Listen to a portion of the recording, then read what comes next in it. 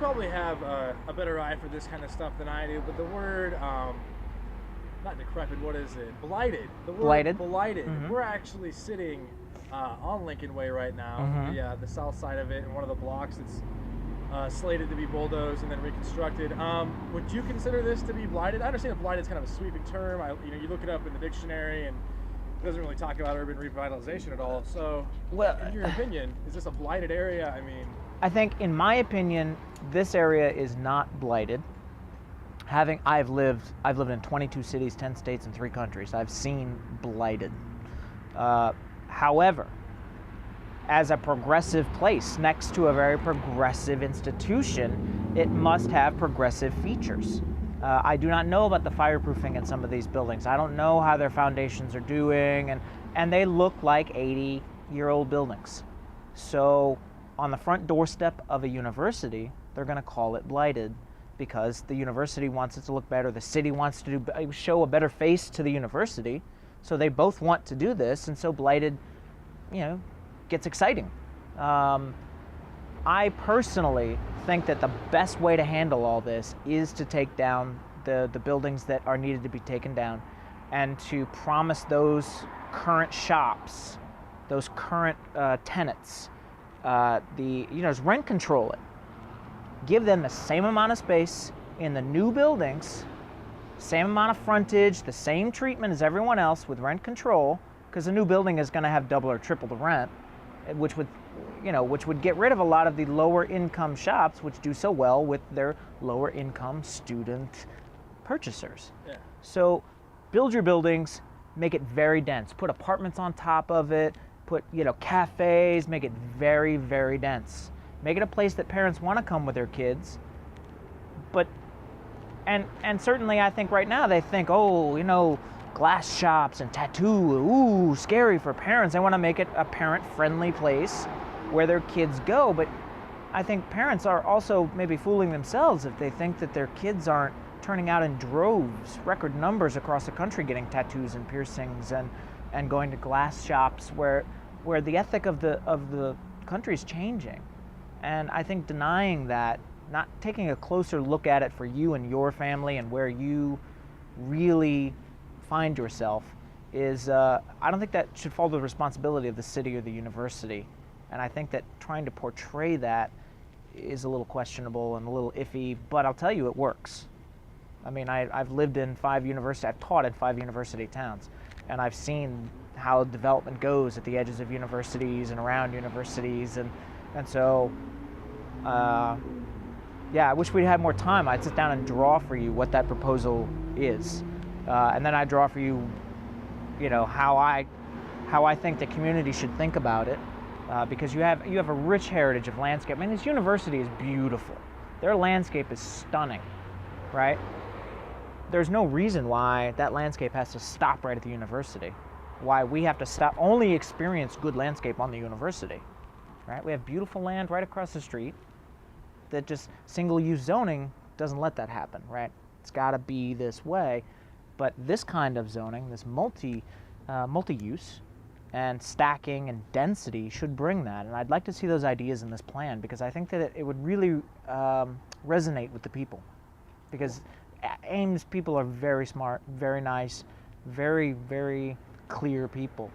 And I just think the image of what a downtown should look like won't satisfy the people of Ames, and that they won't come down here, which is exactly why they're making it look like that.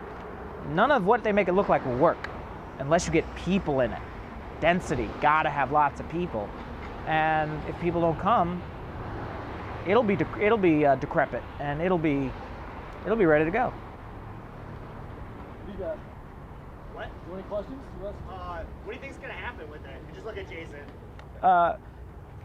I think the question was, what do you think is going to happen with this particular document, sir? The whole thing. I think that from my expectation of what I've seen of these documents, is that the last one will have lots of watercolor perspectives of what your street is going to look like, with streets that they've seen kind of mashed together, lots of people watercolored in, things like that. When I looked at that document, what was interesting is those first watercolors, tons of people in the watercolors, but every single shot of a place where they had built it There's no people in it. I mean, that says it all. Like, if you don't bring the people to the shops, you got no shops. So I think that you need more density. I think you need, you don't need watercolor drawings. And what you're going to get is pictures of a rather picturesque urban scene from 50 years ago. Because New Urbanism has a hint of historicism in its symbolic ethic. And it always wants to, because it's using historic models, you know, to how good cities worked. So that's what they're trying to tell cities is, hey, you know, get away from that single-use stuff. This is how good cities worked in the past. And they're right. But those cities looked like the past.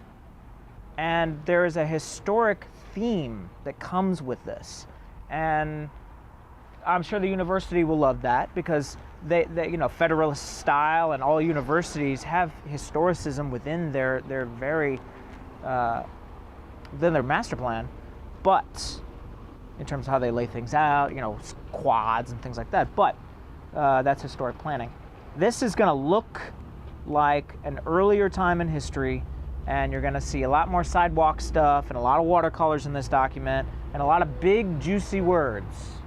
Like, what was you called this? Decrepit, or what were they were? What was the word you used earlier? It wasn't. I don't think it's in this, but it was blighted. Blighted. No. There's another one they used. They made big bold in the document. Active or dynamic. Big bold word. Like, what? Dynamic. What is that doing in a planning document? That word has no context. Like, of course I love dynamic planning, but I can say you're dynamic.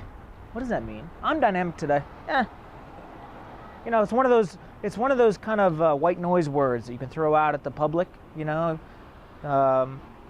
you name things. You know, Bush named wars and events, and you name effects for the public. And I distrust this kind of rhetoric personally.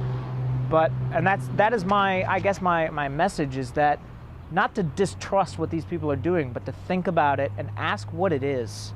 Really ask what this is and what it means before this just gets rolled right through and you never got to say anything about it, and your town just kind of happened that way. Kind of like floods just happened because all of the big box development sheds all that water quickly, and duh, right? Yeah. And that just happened to Ames. No, it didn't. The planning made it that way. So I really think that people need to understand what's happening.